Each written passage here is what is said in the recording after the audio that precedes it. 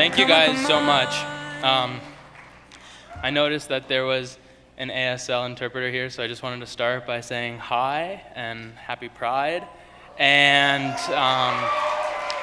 also, in addition to any of deaf or hard of hearing people that are here, I am so honored and excited that Savannah is here. I saw that story this morning, and it choked me up, and I just think she's amazing and has so much courage at such a young age, and to stand up and speak her truth in front of her congregation like that is honestly just amazing, and so beyond me. My story was a lot different.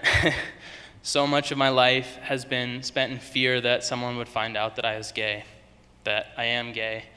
It's a fear that used to keep me up at night, a truth I've known about myself since a young age, so young in fact that I didn't have words to associate with the feelings that I was having.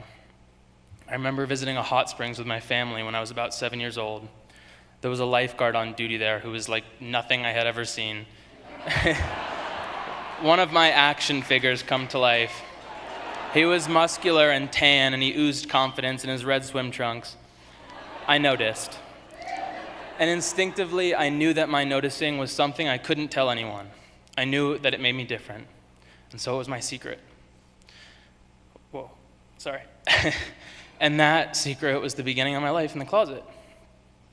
In that moment, and countless other moments throughout my young life, I wished that I could be invisible. I wished that I could just disappear entirely. Fast forward almost 20-odd years from that first realization in the pool, and here I am, accepting an award for my visibility as an out and proud gay man.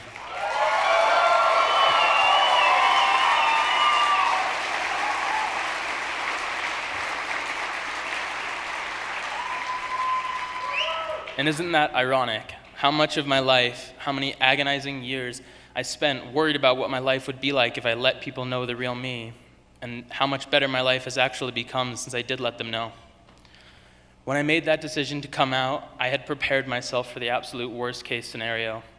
I couldn't bear to think about spending another day, another year, another season lying by omission, worrying about slipping up in a conversation or an interview and accidentally outing myself. Too afraid to show affection to my boyfriend at the time in case anyone would see. It was torture. When I think about the closet, I basically picture the Chokey in Matilda, a dark claustrophobic chamber with nails sticking out of it. The only thing scarier than being trapped in the closet is coming out. And as I've said so many times before, for me it had simply gotten to a point where the pain of holding on to the lie had become greater than the fear of letting go. And so I opened that Chokey door, not knowing what would be waiting for me on the other side. When I announced to the world that I am gay on the cover of ESPN, I'd already told a few of my closest friends and my family.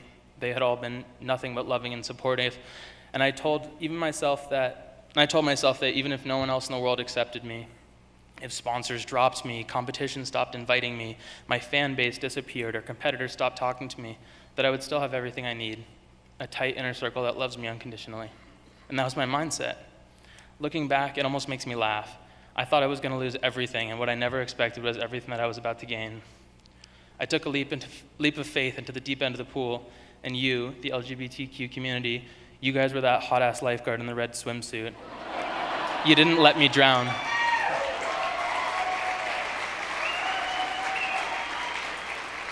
Aside from my selfish reasons for coming out, wanting to be free, wanting to be able to go to gay bars, wanting to be able to have a boyfriend that I could kiss in public or whose hand I could hold, I also wanted to help kids who might be in the same position that I had been in. Growing up in a town of 2,000 kids, 2,000 residents, and a class of 48 kids, and then turning pro as an athlete in an adrenaline-filled, hyper-masculine sport when I was only 16, coming out just didn't seem like an option. There was no gay role model or anyone I knew personally, and nobody in the public eye who resonated with me. In the build-up to my coming out, I can attribute a lot of the courage I harnessed to other athletes who had come out in their own respective sports. Michael Sam, Tom Daly, Jason Collins, Robbie Rogers, but still, yeah. But still, action sports was a totally different world. I would hear snowboarders refer to skiers as skier fags. Everybody in the industry said anything that was bad or disappointing was gay, and there was an almost unspoken rule that you had to say no homo before saying anything sensitive, complimentary, or kind. In a sport that's all about being counterculture to mainstream sports, was me being gay too counterculture to be okay? I wasn't sure. But in free skiing, how you're scored at events is based largely around progression. And when it comes to progression, I did know one thing. When pushing the envelope and trying a new trick, one that's never been done before, it's always harder and a lot scarier to be the first guy to do it. You don't know if it'll work out, how it will look, or how people will react to it. But once it's been done, it suddenly becomes that much more attainable for anybody else to learn that trick too.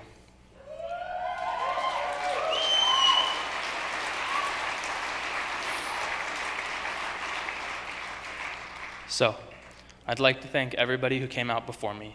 Men and women from all different walks of life, facing different fears and hardships, who stepped up in much more condemning points in history. Although your situation and my situation are different, you all groomed a path and made it possible for me to come out. And now, hopefully, I've continued to make footsteps in the snow for a younger generation to follow in. Thank you to the... Oh.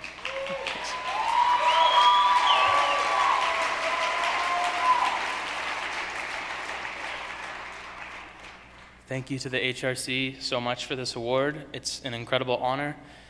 And for all the hard work that you do for the LGBTQ community. You touch lives, change lives, and save lives, and I can't thank you enough for it.